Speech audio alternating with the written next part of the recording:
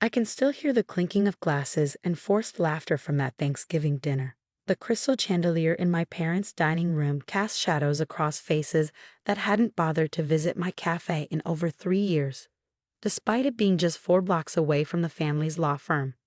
Emma, my sister Sophia's voice cut through the polite dinner conversation. Tell everyone your big news. I looked up from my plate, already knowing what was coming.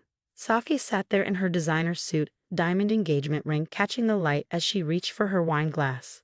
She had that look, the one that said she was about to remind everyone why she was the family's crown jewel. I made senior partner, she announced, her smile dazzling.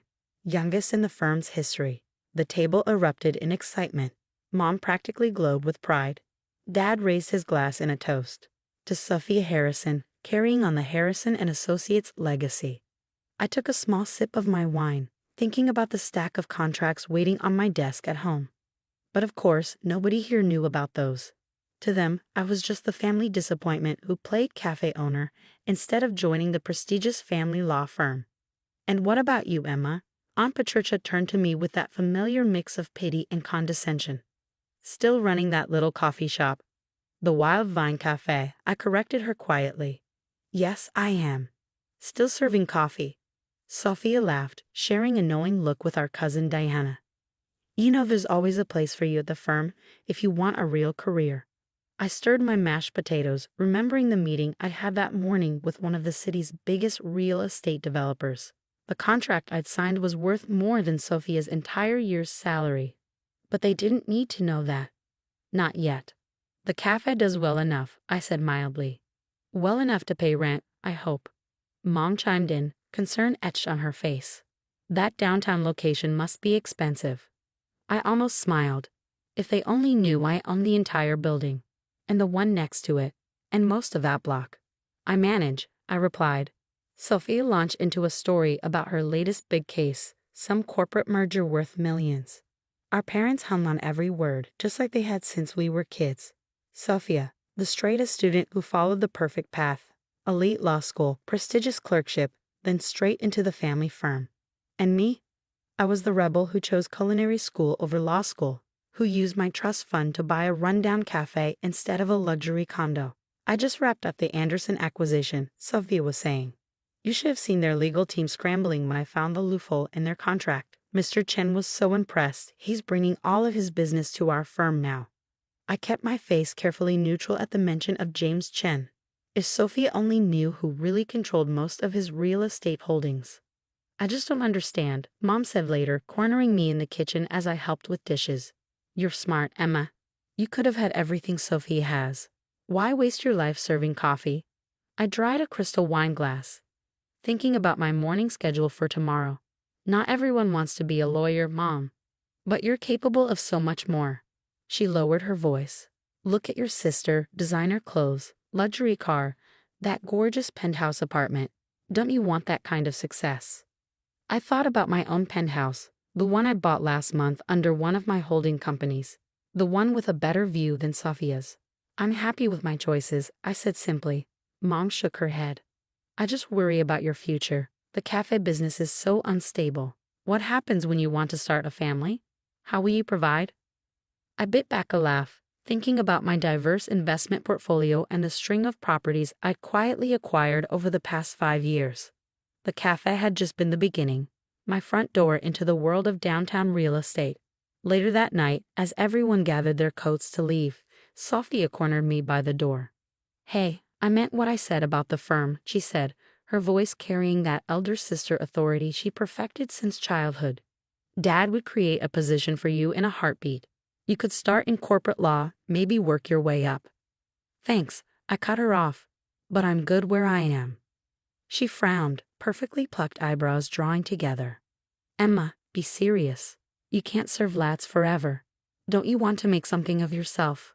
Oh, which she only knew. I made something of myself all right, something much bigger than anyone in this family suspected.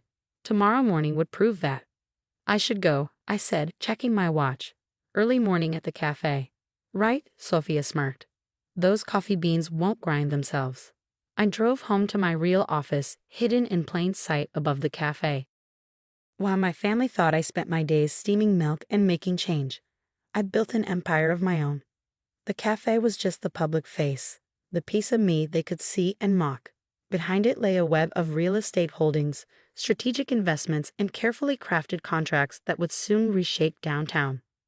Unlocking my office, I settled behind my desk and opened the file marked Chen Acquisitions.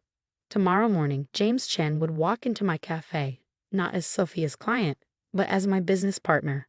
He'd been helping me buy up properties through various shell companies for years, keeping my identity hidden even from his own lawyers, including my sister. I pulled out the final contract, the one that would consolidate all my downtown holdings under a single management company. The one that would finally reveal who really controlled half of the city's most valuable real estate. My phone buzzed. A text from Sophia. Dinner was fun. Bill, Mr. Chen mentioned he might stop by your cafe tomorrow. Try not to embarrass me. He's our biggest client. I smiled, setting my phone aside without replying. Tomorrow would certainly be interesting. The contract was straightforward. My various holding companies would merge into a single entity, Harrison Capital Group. The name was a bit of family irony I couldn't resist. As I reviewed the paperwork one last time, I thought about my sister's smug smile at dinner, my mother's concerned lectures, my father's dismissive attitude toward my little coffee shop. They had no idea that while they were focused on law firm politics and courtroom drama, I'd been quietly building something far bigger. 5 years of careful planning, strategic acquisitions, and hidden ownership were about to pay off. Tomorrow, James Chen would sign the final papers, and my family would learn that the daughter they'd written off as a simple barista actually owned more of downtown than their precious law firm could ever dream of handling.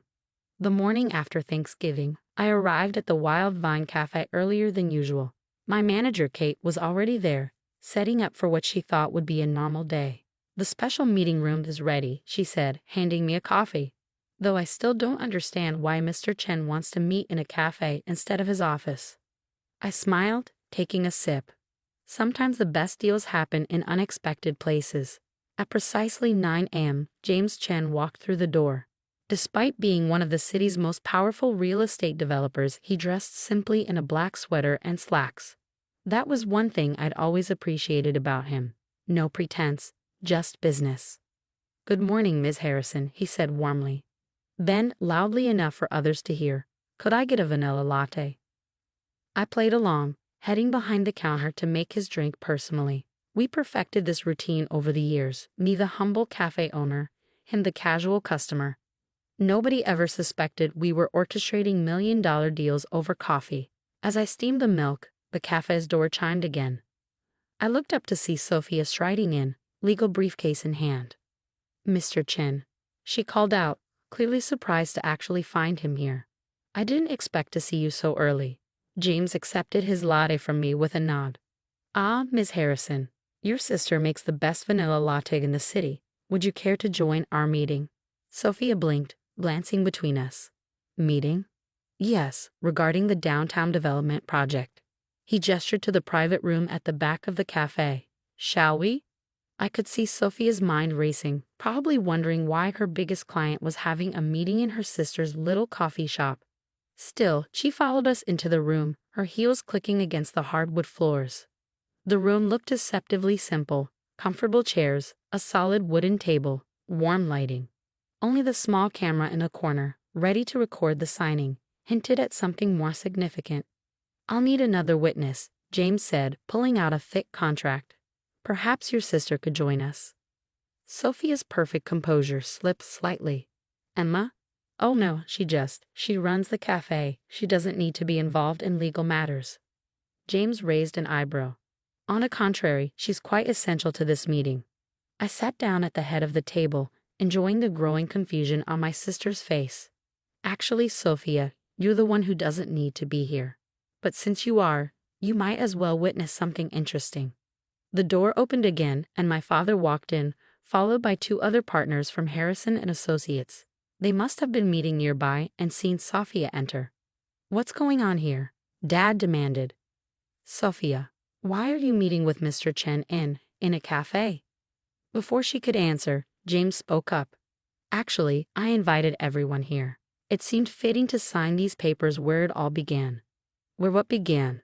Sophia asked. I opened my laptop, pulling up the presentation I prepared. The consolidation of Harrison Capital Group's downtown holdings, currently valued at just over $300 million. The room went silent.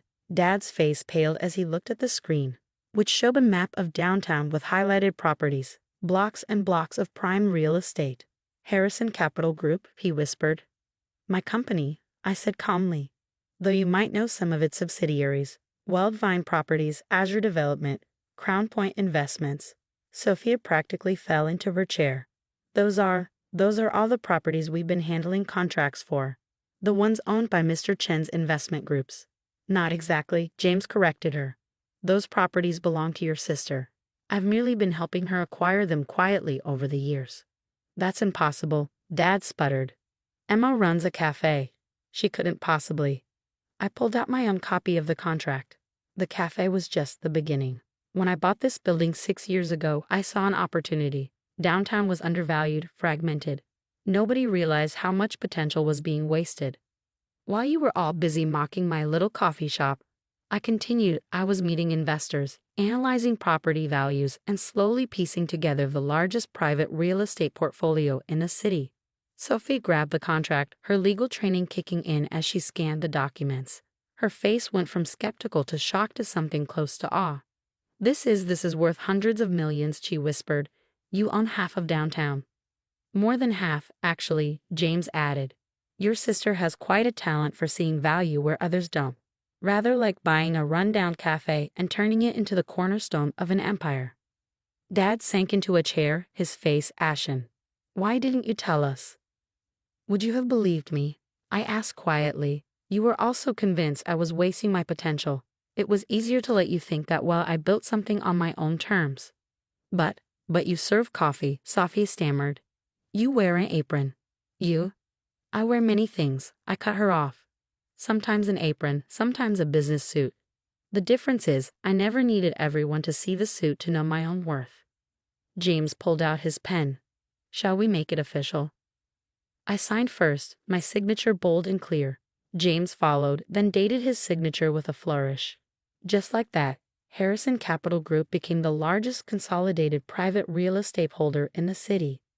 Congratulations, James said, shaking my hand. Though I must say, I'll miss our early morning investment meetings disguised as coffee runs. The cafe's still here, I smiled. Though I might need to expand given how many lawyers might suddenly develop a taste for our lats. Later that evening, after the shock had worn off and the family had retreated to process this new reality, I sat in my office above the cafe. The city lights twinkled beyond my window, my city in many ways. My phone buzzed with a text from Mom. Can we talk? Over coffee, maybe? I looked down at my cafe, still bustling with evening customers. The place where everyone thought I was just scraping by, when in reality, I was building an empire one cup at a time. Sure, I texted back. I know a great little place downtown. I hear the owner's doing pretty well for herself. Sometimes success doesn't look like what others expect. Sometimes it wears an apron and serves coffee while quietly buying up the building next door. And sometimes the best revenge isn't proving others wrong. It's proving yourself right. I closed my laptop and headed downstairs. Tomorrow the newspapers would announce Harrison Capital Group's consolidation, and everyone would know the truth. But tonight, I had a cafe to run. After all, that's where the best deals happen, over a perfectly made cup of coffee, served by someone who knows exactly what they're worth.